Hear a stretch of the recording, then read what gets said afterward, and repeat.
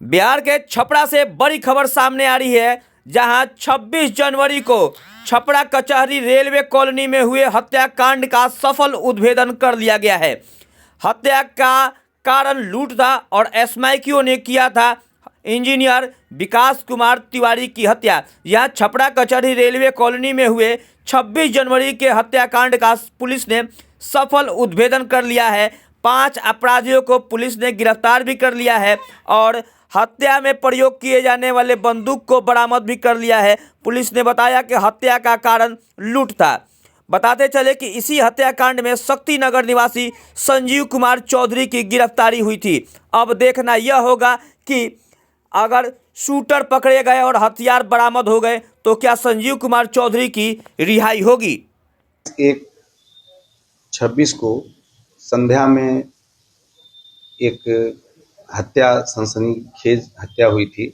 विकास कुमार तिवारी जो इंजीनियर हैं, उनको रेलवे कॉलोनी में गोली मार के हत्या कर दी गई थी। कांड की गंभीरता को देख करके वरीय पुलिस अधीक्षक के द्वारा एसआई टीम का गठन किया गया था। उसमें डीआईपी टीम, थानाध्यक्ष और अन्य आसपास के सभी थानाध्यक्ष शामिल थे। हम लोगों ने इस केस में वैज्ञानिक अनुसंधान और वहाँ पर जो परिस्थिति जन्य साक्ष्य था, उन सबों के माध्यम से साक्ष्य का संकलन करते हुए पाया गया कि यह घटना अन्य अपराध कर्मियों के द्वारा किया गया है और उनके द्वारा गोली मारी गई है। इसी क्रम में 2 व्यक्तियों को हम लोगों ने उठाया। प्रथम में उससे पूछताछ की गई तो पता चला कि 2 व्यक्ति बिलाल और फिरोज जो वहाँ पर गाड़ी लेकर के खड़े थे और उनसे बैग छीनने के क्रम में और पैसा छीनने के क्रम में गोली मारी गई, जिसका विरोध मृतक के द्वारा किया जा रहा था। जिस आर्म से उसको गोली मारी गई वो आर्म्स बरामद हुआ और जो बैग, मृतक का बैग छीना गया था, उस बगल में कुंभी, जल कुंभी है, गड्ढा है, उसमें भीगा गया था। बैग नहीं बरामद हुआ। इसका घटना का सूत्रपात इस प्रकार से हुआ कि वो हम लोग पटना और सोनपुर में जहाँ से वो आया था, वहाँ के सीसीटीवी फुटेज को हम लोग खंगाले तो पाया गया कि मृतक के कंधे पर बैग था। और जब हम लोग उस दिशा में बढ़े कि वह बैग कहाँ गया, तो ये सभी कड़ियाँ मिली है।